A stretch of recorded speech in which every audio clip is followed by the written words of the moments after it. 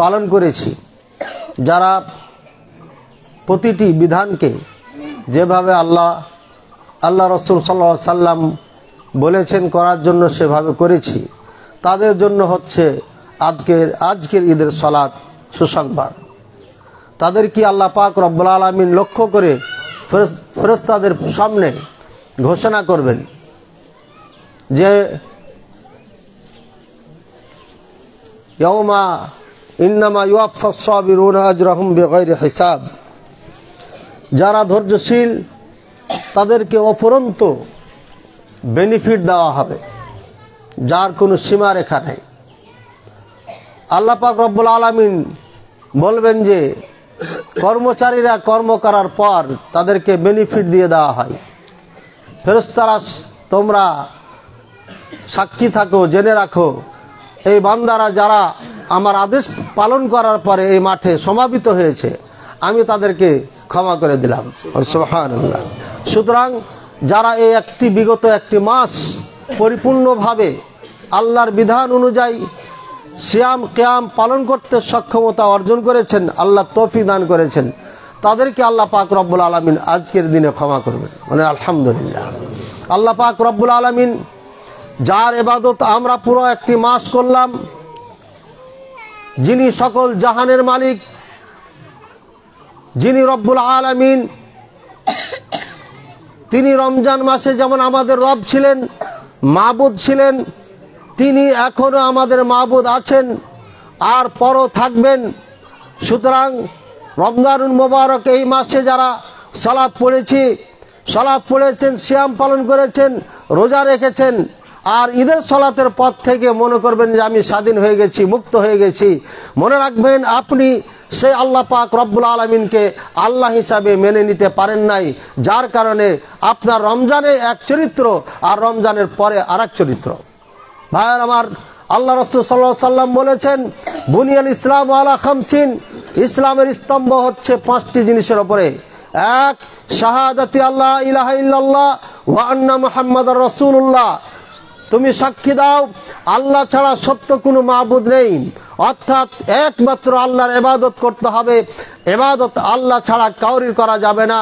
আপনার কথা এবং কাজ, আপনার দান খায়রাত, সিজদা, রুকু, দোয়া, প্রার্থনা, মাথা নত করে যাহা কিছু করবেন সব কিছু ইবাদত।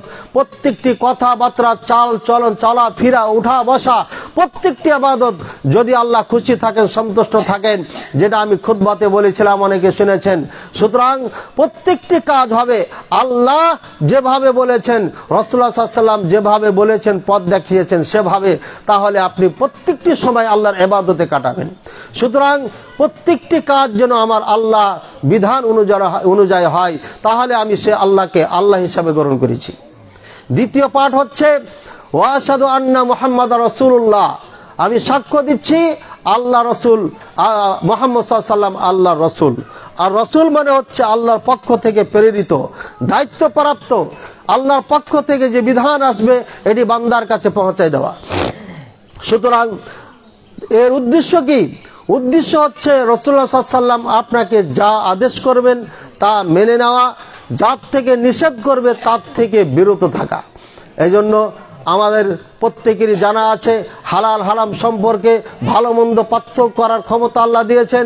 সুতরাং আজ থেকে আমরা ইচ্ছা করব, পূরণ করব, প্রত্যেকটি কাজ আল্লাহর রসুলের বিধান অনুযায়ী ইনশাআল্লাহ করব।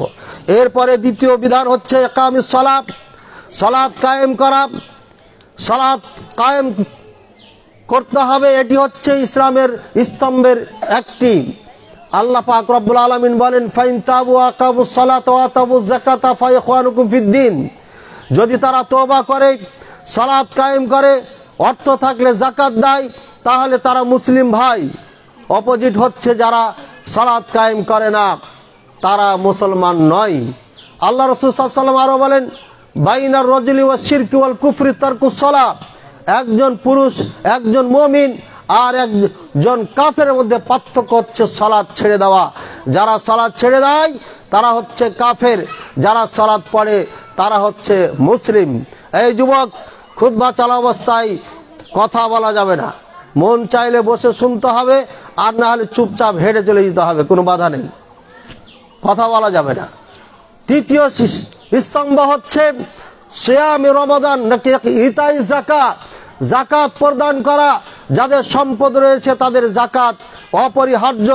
যাকাত না দিলে পুরো সম্পদকে আল্লাহ পাক রব্বুল আলামিন সাপে পরিণত করবে, আর পুরো সম্পদকে আল্লাহ পাক রব্বুল আলামিন আয়রন হিসাবে তৈরি করবেন, তক্তা তৈরি করবেন, আর জাহান্নামে সেটিকে গরম করে তাকে ছাক দেওয়া হবে। ফায়ুকওয়া বিহা জাবিনুহু ওয়া জামবুহু ওয়া যাহরুহু। আল্লাহ রাসূল সাল্লাল্লাহু আলাইহি ওয়াসাল্লাম বলেছেন, এর দ্বারা তার চেহারায়, বক্ষে, পৃষ্ঠে ছাক দেওয়া হবে, তাপ দেওয়া হবে। ভাইয়ের আমার, এবং সহিহ মুসলিমের হাদিস, পুরোটাকে সাপ বানিয়ে দেওয়া হবে। এমন সাপ যার দুইটা শিং থাকবে আর তার মাথায় চুল থাকবে না। আমি এই হাদিস যখন পড়েছিলাম তখন কল্পনাই করতে পারি নাই সাপের মাথায় আবার চুল হয় নাকি। কিন্তু বর্তমান এই নেটের যুগে আপনি অনেক সাপ দেখবেন মাথায় চুল আছে। আল্লাহু আকবার। সেই হাদিসের সঙ্গে যে হাদিস 1400 বছর রাসূল সাল্লাল্লাহু আলাইহি ওয়াসাল্লাম পূর্বে বলে গেছেন, আজকে তা মিল খেয়ে গেল। এটাই বোঝা যাচ্ছে রাসূলুল্লাহ সাল্লাল্লাহু আলাইহি ওয়াসাল্লাম যাহা কিছু বলেছেন সব আল্লাহর পক্ষ থেকে বলেছেন। ওমা ইয়ানতিকু আনিল হাওয়া ইন হুয়া ইল্লা ওয়াহয়ুন ইউহা। রাসূলুল্লাহ সাল্লাল্লাহু আলাইহি ওয়াসাল্লাম কখনো কোনো কথা বলেন নাই আল্লাহ পাক রব্বুল আলামিনের হুকুম ছাড়া, ওহী ছাড়া। বলেন সুবহানাল্লাহ। তার জ্বলন্ত প্রমাণ। কিন্তু তারপরও কিছু পার্থক্য আমাদের সমাজে দেখা যায়। এটার একটাই কারণ, আলেম যারা বক্তব্য দেন তারা হাদিসের মধ্যে পার্থক্য করতে না পারার কারণে, জাল, দুর্বল, বানাওয়াট কথাকে হাদিস বলে চালিয়ে দেওয়ার কারণে এই আমাদের মধ্যে ডিভাইডেডের কারণ হয়ে দাঁড়িয়েছে। ভাইয়ার আমার, তৃতীয়, চতুর্থ নম্বর হচ্ছে সওমে রমাদান, রমজান মাসের সিয়াম পালন করা। রমজান মাসের সিয়াম পালন করলে মুসলিম, রমজান মাসের সিয়াম না পালন করলে মুসলিম নাই, এমন একটি হাদিসও আছে, যদিও হাদিসটা নিয়ে কথা আছে। এরপরে 5 নম্বর হচ্ছে হজ্জু বাইতুল্লাহিল হারাম, আল্লাহর ঘর কাবা হজ করা। যাদের সামর্থ্য রয়েছে, যাদের ক্ষমতা রয়েছেন তাদেরকে এই কাজ করতে হবে। এরপরে আল্লাহ পাক রব্বুল আলামিন, রাসূলুল্লাহ সাল্লাল্লাহু আলাইহি ওয়াসাল্লাম বলেন, আনতুমিনা বিল্লাহি ওয়া মালাইকাতিহি ওয়া কুতুবিহি ওয়া রুসুলিহি ওয়াল ইয়াউমিল আখির ওয়াল কদরি খাইরি ওয়া শাররি। 6টি হচ্ছে ইসলামের ইমানের আরকান। 1, আল্লাহ তাআলার প্রতি ঈমান আনা। 2, সমস্ত রাসূলদের প্রতি ঈমান আনা। 3, সমস্ত ফেরেশতাদের প্রতি ঈমান আনা। 4 নম্বর হচ্ছে সমস্ত আসমানি কিতাবের প্রতি ঈমান আনা। 5 হচ্ছে আপনার কিয়ামতের দিবসের প্রতি ঈমান আনা। আর 6 হচ্ছে ভাগ্যের প্রতি ঈমান আনা। যে অবস্থায় আল্লাহ রেখেছেন আলহামদুলিল্লাহ বলতে হবে। আজকে আসার সময় দেখলাম একটা হয়তো পাগল হবে, ব্রিজের পাশে পড়ে আছে। এটা কি জীবিত না মৃত্যু বোঝা যাচ্ছে না, যেহেতু গাড়ি দ্রুত ছিল। ভাইয়ের আমার, ওটা একটা মানুষ, কিন্তু সে ব্রিজে পড়ে আছে, তার কেউ দেখার নাই, শোনার নাই। আর একটি ভিডিও এক ভাই দিলেন, একজন বোন 2টি সন্তানকে নিয়ে ধানমন্ডির ফুটপাতের মধ্যে শুয়ে আছে ঈদের দিনে, এই এখনই, তার কোনো ঈদের আনন্দ নাই। ভাইয়ের আমার, আল্লাহ পাক রব্বুল আলামিন আমাদেরকে কত সুখে রেখেছেন, কত শান্তিতে রেখেছেন। আমাদের আল্লাহ পাক রব্বুল আলামিন চলার মতো অর্থকড়ি দিয়েছে, থাকার মতো একটি বাড়ি দিয়েছে, জায়গা দিয়েছেন, সন্তানাদি দিয়েছেন, টাকা পয়সা দিয়েছেন। আমরা এই পার্থিব জীবনে আমাদের এই সব দিয়ে আমরা নিজের ঈদকে আনন্দময় করে তুলতে পারি। কিন্তু অনেক মানুষ আছে যাদের কোনো খাওয়া দাওয়া নাই, যাদের কোনো পোশাক আদি নাই, যাদের কোনো বাড়ি নাই, যাদের কোনো জায়গা জমি নাই। আর জায়গা জমি থাকা সত্ত্বেও এই মুসলমানদের অপারগতার কারণে আর মূর্খতার কারণে আজকে গাজার মুসলমানকে, আজকে তাদেরকে মাটির ওপরে খোলা আকাশের নিচে বসবাস করতে হচ্ছে। তাদের ঈদের কোনো আমেজ নাই, তারা ঈদের দিনে কোনো কেনাকাটা নাই, দোকানপাট নাই, বাড়িঘর নাই, টাকা পয়সা নাই। খাবার জন্যে রাজরানীর মতো মেয়েগুলো আজকে ভিক্ষুকের মতো তারা থালি বাটি নিয়ে খাবার চাচ্ছে। আর সেই খাবারগুলো আপনার যেগুলো তারা কোনোদিন জীবনে খায় নাই, পানির মতো খাবারগুলো দিয়ে কোনো রকম জীবন বাঁচছে। একটা রুটির সাথে ঘাস মিশিয়ে খাচ্ছে বাংলার মুসলমান। এটা কেন ঘটেছে? এই জন্য ঘটেছে, যখন ইউরোপ থেকে 6,000 না 26,000 ইহুদিকে নিয়ে আসা হয়, তখন পারমিশন দেয় নাই, তাদেরকে ফিরিয়ে দিয়েছিল ওই সময়কার রাজা। কিন্তু সে মারা যাওয়ার পরে আবার যখন তারা আসে পারমিশন চাই, তখন এই স্বার্থপর নেতা তাদেরকে জায়গা দিয়ে দেয়। আর জায়গা দেওয়ার পরে 26,000 থেকে 26 লক্ষতে পরিণত হয়েছে। আর গোটা বিশ্বের ইউরোপ আমেরিকা সবাই মিলে, এমনকি রাশিয়া পর্যন্ত তাদের এলাকায় যে ইহুদিরা ছিল তারা ফিতনা ফাসাদ করত, তাদের নিয়ে তারা বিচলিত ছিল, যার কারণে সবাইকে ধরে এই ফিলিস্তিনে রেখে চলে যায়। আর সেখান থেকে তারা ধীরে ধীরে জায়গা ক্রয় করতে করতে করতে আর আমরা লোভী মুসলমান টাকার বিনিময়ে জায়গা বিক্রি করে আমাদের সব পুরো দেশটাকে তাদের দিয়ে দিয়েছি। এরপরে তারা একটা টার্গেট নিয়ে নিজের প্রস্তুতি গ্রহণ করেছে, অস্ত্র তৈরি করেছে। কয়েকটা পারমাণবিক বোমার মালিক যারা, তার মধ্যে একটা হচ্ছে ইসরায়েল। এই ইহুদিরা আমাদের কোকাকোলা খায়, পেপসি খায়, 7 আপ খায়, মেরিন্ডা খায়। এখনই আপনার কার্টনের কার্টন পেপসি দোকানে হাওয়ার মধ্যে উড়ে চলে যাবে। এই একদিনের মধ্যে কোটি কোটি মিলিয়ন ডলার তাদের অ্যাকাউন্টে জমা হচ্ছে। আর প্রত্যেকটি কোম্পানি তার একটা পার্সেন্টেজ তাদের শক্তি অর্জন করার জন্য তারা এখানে ইনভেস্ট করে থাকে, যার কারণে ইহুদি খ্রিস্টানেরা আজকে এই অবস্থায় পৌঁছেছে। এভাবে খ্রিস্টানেরা পরিকল্পিতভাবে পঞ্চগড়কে এবং চিটাগাংকে টার্গেট করে 2 লক্ষ থেকে 3 লক্ষ আজকে মুসলমানকে খ্রিস্টান বানিয়েছে। তারা কেন বানিয়েছে? আমেরিকার টার্গেট হচ্ছে এই পুরো এলাকা, ত্রিপুরা সহ যত এলাকা আছে পুরোটাকে একটা খ্রিস্টান রাষ্ট্র বানাবে। এই এলাকার জন্য একটা বিস্ফোরণ আবার খাড়ো করবে, তারা কায়েম করবে। এই একজন বৌদ্ধ 3 লক্ষ মুসলমানকে হত্যা করেছিল, এই লাল কাপড়ের বৌদ্ধরা। তারা আজও বেঁচে আছে। তাদেরকে সুসংগঠিত করার জন্য গোটা ইউরোপ আমেরিকা চেয়ে আছে এই দিকে। ভাইয়ের আমার, আমরা মুসলমান ঘুমিয়ে আছি। আমি খুব কষ্ট পেয়েছি যে এই মোবাইলটা ঠিক করার জন্য হয়তো 1-2 মিনিট সময় লাগতো। আপনারা বিচলিত হয়েছেন, কথা বলেছেন, অন্যায় করেছেন। আপনি এই অধিকার কে দিয়েছে আপনাকে? রাসূলুল্লাহ সাল্লাল্লাহু আলাইহি ওয়াসাল্লাম ইমাম ঘর থেকে বের হচ্ছেন না, সাহাবায়ে কেরাম বসে বসে ঢুলতেছেন, ঘুমাচ্ছেন, তন্দ্রা আসতেছে। তারপরে একজন সাহাবী যে বলতে পারে নাই দরজায়, এই মসজিদের সাথে দরজা, একজন কড়া নাড়াতে পারে নাই, বলার সাহস পায় নাই, ইয়া রাসূলুল্লাহ সাল্লাল্লাহু আলাইহি ওয়াসাল্লাম সময় পার হয়ে চলে যাচ্ছে, সবাই ঘুমাচ্ছে, ওনাদের ছলাও বলতে পারে নাই। রাসূলুল্লাহ সাল্লাল্লাহু আলাইহি ওয়াসাল্লামের এটা হচ্ছে তালিম, এটা শিক্ষা। ইমামকে আদেশ করা যাবে না। ইমামকে আদেশ করা এটা হচ্ছে সম্পূর্ণ বেয়াদবি এবং এটা শিষ্টাচার নয়, এটা সভ্যতার পরিচয় নয়। আমার কথায় রাগ করবেন না। আপনি চরম অন্যায় করেছেন, এই জন্য নিজের ভুলের পাশ্চাত্য আপনাকে বহন করতে হবে। আপনি আল্লাহর কাছে ক্ষমা চাবেন, এমন কাজ আর কোনোদিন করবেন না।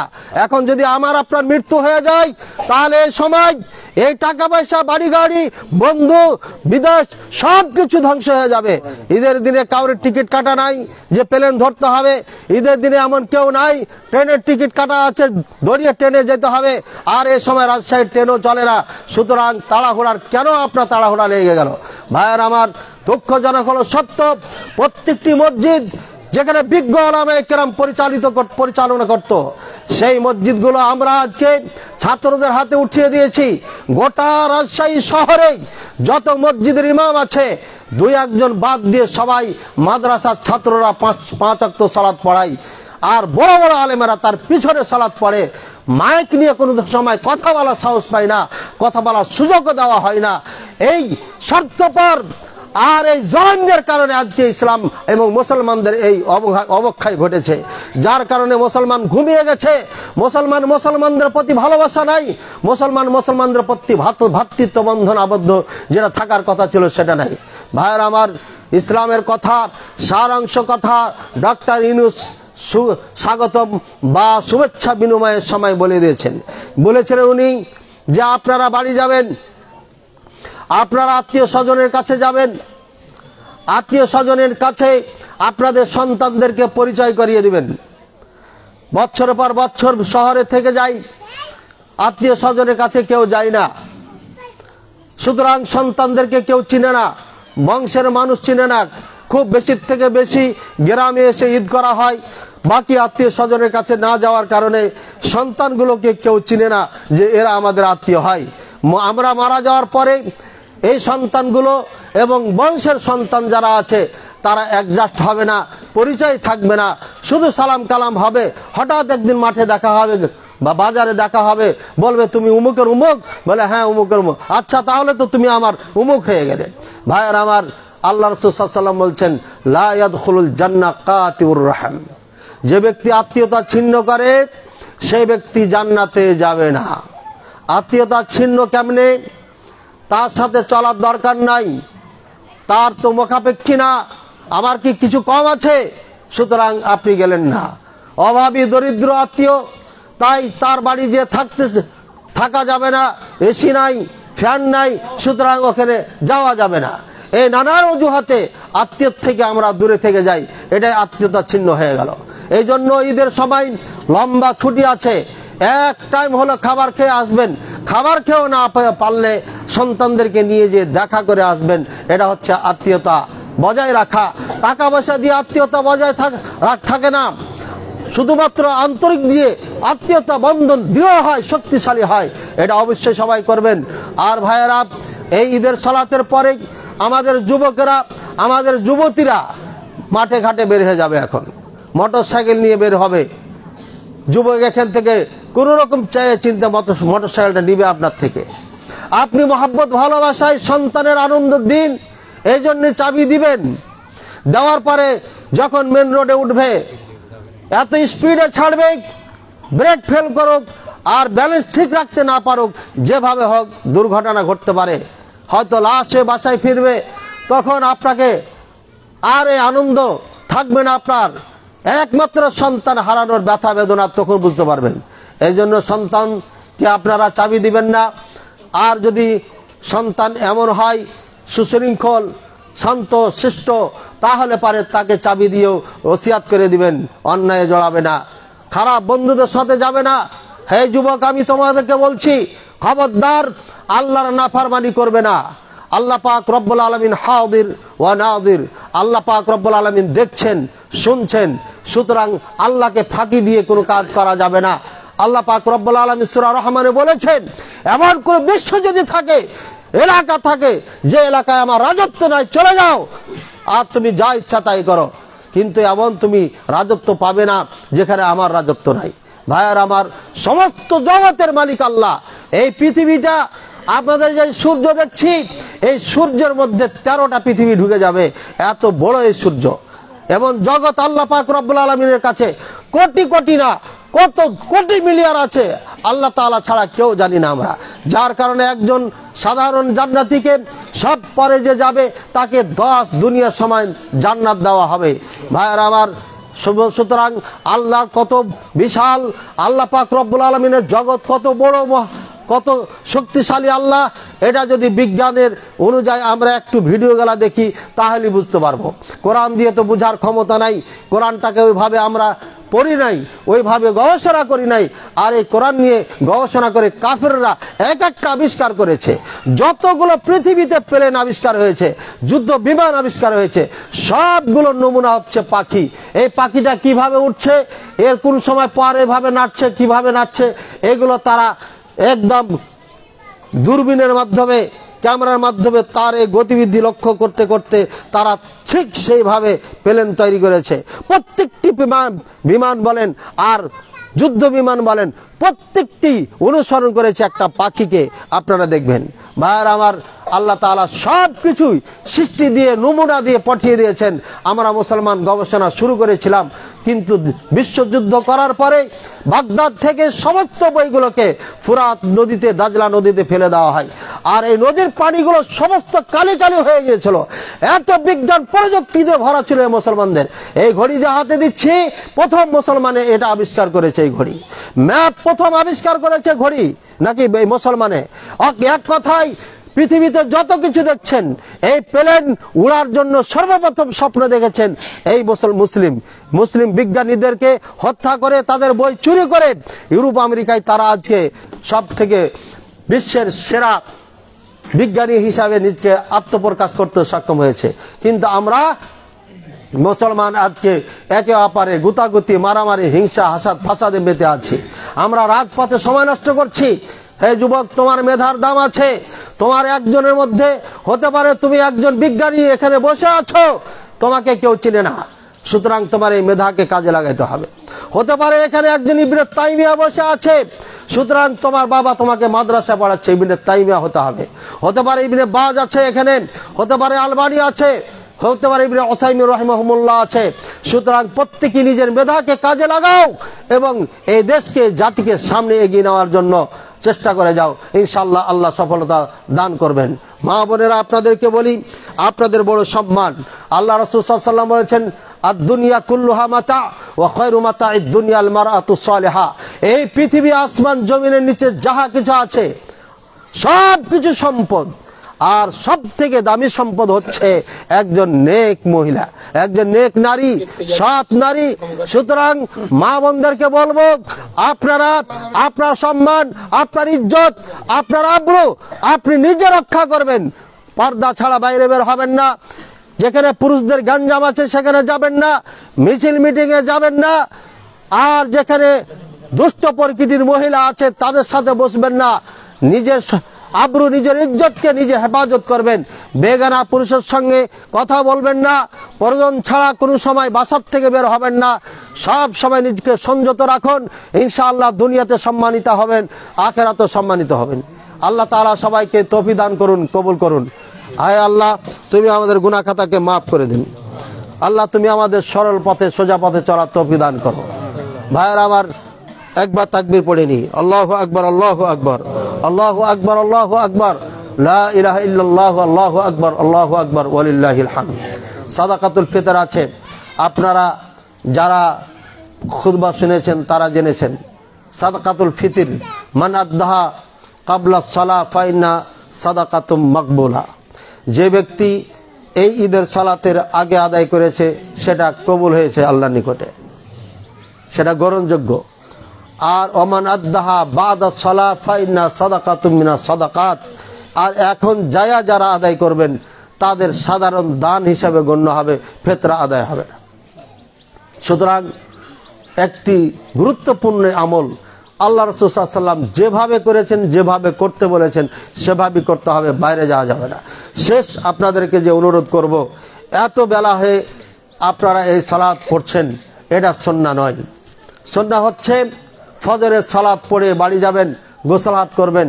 এই গোসলাত করে আসতে যতক্ষণ এখানে এতটুকু সময়, অর্থাৎ সূর্য ওঠার আধা ঘন্টা পরই সালাত খাড়া হবে, কায়েম হবে। এটি হচ্ছে সুন্নাহ।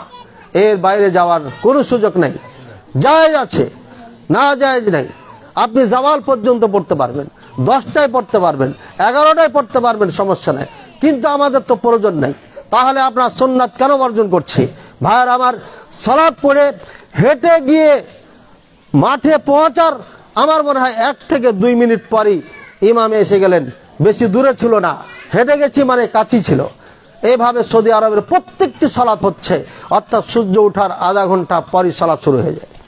সুতরাং এই সুন্নাত বাংলার ঘরে ঘরে আনাচে কানাচে এটি তৈরি করতে হবে। আল্লাহ তাআলা আমাদের তৌফিক দান করুন। আর শেষের কথা হচ্ছে, দেশকে এগিয়ে নেওয়ার জন্য সুশৃঙ্খল সুষ্ঠুভাবে আমরা নিজেরা চলবো এবং অন্যকে চলার জন্য আমরা পথ দেখাবো। আর প্রত্যেকেই পুলিশের ভূমিকা পালন করব। অন্যায় করলে অন্যায়ের প্রতিবাদ করব। কাপুরুষের মতো দাঁড়িয়ে ভিডিও করব না, তাকায়া থাকবো না। যত বড় শক্তিধর হোক না কেন প্রতিবাদ করবেন, এটা আপনার দায়িত্ব। আপনি প্রতিবাদ করতে গিয়ে মারা গেলে ইনশাআল্লাহ এর প্রতিদান আল্লাহ আপনাকে দিবেন। অন্যায়কে দেখে কেউ যদি বসে থাকে তাহলে তার ঈমান নাই, একদম জিরো। যদি মনে ঘৃণা থাকে সামান্য আছে, আর যদি প্রতিবাদ না করে তাহলে ঈমান নাই, একদম নিভো অবস্থা, এমন একটা ঈমান আছে তার। সুতরাং ইমানদার হচ্ছে ওই ব্যক্তি, পাওয়ারফুল শক্তিশালী যে ইমানদার হচ্ছে ওই ব্যক্তি যে ব্যক্তি অন্যায় দেখে হাত দিয়ে প্রতিহত করে, সাথে সাথে প্রতিহত করতে হবে। এই দেশকে এগিয়ে নেওয়ার জন্য প্রত্যেকটি নাগরিকের দায়িত্ব। সুতরাং কেউ দল কানা হবেন না, এই দল আমি করি বলে এটা করতে হবে। আমরা সব কি দেখেছি, এই দেশের জাতির জন্য, দেশের জন্য, কল্যাণের জন্য কেউ কাজ করে নাই, নিজের আখের আপনার জোগানোর জন্য কাজ করেছে। দেশের টাকা বিদেশে পাঠিয়েছে। তারা চুরি করে যদি দেশে ইনভেস্ট করতো, আমার সন্তানদেরকে কাজে লাগাতো, তাহলে আমি বলতাম ঠিক আছে, তা তো চলে। কিন্তু সেটাও তারা করে নাই। একজন মানুষের কিভাবে 600-এর বেশি বাড়ি হতে পারে ইউরোপ আমেরিকায়? এটা কি কথা নাকি? এটা কেমনে হয়? যার বয়স 60 থেকে 70 বা 100 বছর, সে এত টাকা চুরি করে কেমনে? আল্লাহ তাআলা হেদায়েত দান করুন, আল্লাহ তাআলা বুঝার তৌফিক দান করুন। কেউ কিছু বলছেন? আল্লাহ তাআলা সবাইকে বুঝার তৌফিক দান করুন। সুতরাং আমি যেটা বলছি, একজন মুসলিম হিসাবে আর একজন নাগরিক হিসাবে আপনারও দায়িত্ব রয়েছে। আপনি নিজেকে ছোট মনে করবেন না, আপনি নিজেকে মনে করবেন না আমার দ্বারাই কিছু হবে না। একজন রিক্সা চালক গোটা বাংলাদেশকে কাঁপাইছে, এখন হকার থেকে সে এখন নেতা হয়ে গেছে, আর আপনি মনে করছেন আমি কিছু করতে পারবো না। পারবেন। সুতরাং আপনাকে সতের উপর থাকতে হবে, হকের উপর থাকতে হবে, ন্যায়ের উপর থাকতে হবে। আল্লাহ তুমি আমাদের সবাইকে তৌফিক দান করো। প্রত্যেকেই দুর্বল যারা আছে, সবল যারা আছে, আমরা তাদেরকে দেখব, তাদের প্রতি লক্ষ্য রাখবো। অসহায় গরিব যারা আছে তাদেরকে আমরা দান খায়রাত করব, সহযোগিতা করব। এই আনন্দগুলোকে আমরা বন্টন করে নেব। আল্লাহ তাআলা আমাদের জন্য তৌফিক দান করেন। ইয়া আল্লাহ তুমি আমাদের গুনাহ খাতাকে মাফ করে দাও, সোজা সরল পথে চলার তৌফিক দান করো। ইয়া আল্লাহ আমাদের সিয়ামকে, রোজাকে কবুল করে নাও। আল্লাহ আমরা তারাবি সালাত পড়েছি, তাহাজ্জুদ পড়েছি, কবুল করে নাও। আল্লাহ আমরা লাইলাতুল কদর জাগার চেষ্টা করেছি, আল্লাহ তুমি আমাদের কবুল করে নাও। আল্লাহ তুমি আমাদেরকে এমন একটা জীবন দান করো যেই জীবনে দুনিয়াতে শান্তি পাবো, আখেরাতে শান্তি পাবো, আখেরাতে মুক্তি পাবো। ইয়া আল্লাহ তুমি আমাদের জানেমালে টাকা পয়সা বরকত দান করো। আল্লাহ আমাদেরকে ইহকাল পরকালে কামিয়াব ও সফল করো। আল্লাহ আমাদের প্রতিষ্ঠানগুলো কবুল করে নাও। ভাইরা, আমার 3টি প্রতিষ্ঠান আছে, আমার প্রতিষ্ঠানের জন্য দোয়া করবেন। আল্লাহ তাআলা তুমি আমাদের মাঝে যারা অসুস্থ আছে সুস্থতা দান করো, যারা ঋণগ্রস্ত আছে ঋণ মুক্ত করো। আল্লাহ বিবাহ উপযুক্ত মেয়ে যাদের ঘরে আছে, সন্তান ঘরে আছে, তাদের বিবাহের ব্যবস্থা করে দাও। আল্লাহ যারা অন্যায়ভাবে কারা বন্দী আছে তাদেরকে তুমি মুক্ত করে দাও। আল্লাহ যারা আমাদের থেকে বিদায় নিয়ে চলে গেছে, কবরে আছে, কিভাবে আছে জানি না, আমাদের পিতামাতা, দাদা দাদি, নানা নানি, শ্বশুর শাশুড়ি, ভাই বোন, আত্মীয় স্বজন সবাই আল্লাহ যারা কবরে চলে গেছে সবাইকে ক্ষমা করে দাও। তাদের প্রতি দয়া করো, তাদের প্রতি রহম করো, তাদেরকে ক্ষমা করে দাও, তাদেরকে জান্নাতের পোশাক পরিয়ে দাও, জান্নাতের বিছানা বিছিয়ে দাও, তাদের কবরটিকে জান্নাতের টুকরা বানিয়ে দাও। আল্লাহুম্মা আমিন।